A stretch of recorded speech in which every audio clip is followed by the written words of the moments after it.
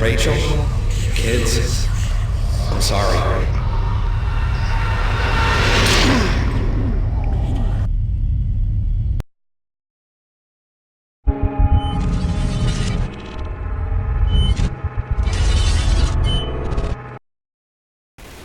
Hello and welcome back to the horror of video games. Today I want to talk about game time in video games.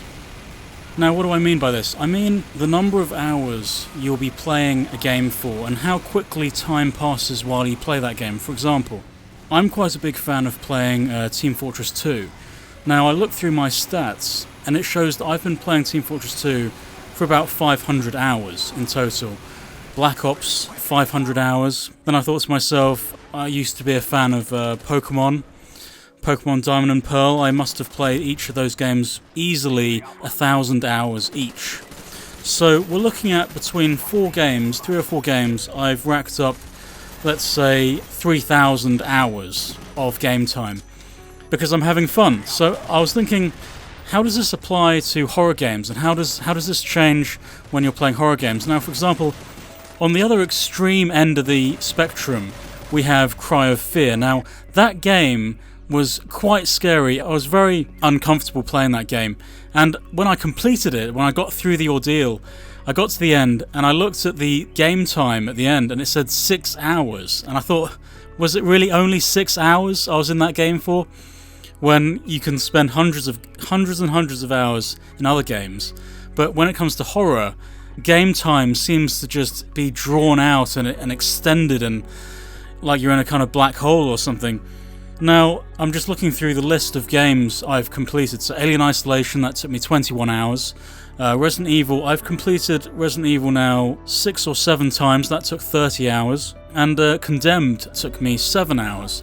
So I just thought I'd throw this video out there and just say that, of course, it's kind of obvious that if you're going through an unpleasant experience, then time will obviously slow down for you. This is obviously very true in real life. If you're going through a difficult situation, then time will slow down. But it's interesting to see that feeling replicated in video games.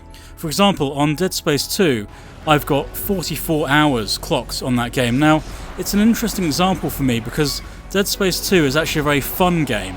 I wouldn't say it's a scary game, it's maybe mildly creepy, but I feel like in terms of game hours, Dead Space 2 bridges the gap between traditional sort of fun games like Team Fortress 2 and very scary games like Alien Isolation or Cry of Fear. So the presence of more fun activities within Dead Space 2, more fun game mechanics, made me feel like I wasn't playing as long as I thought I was.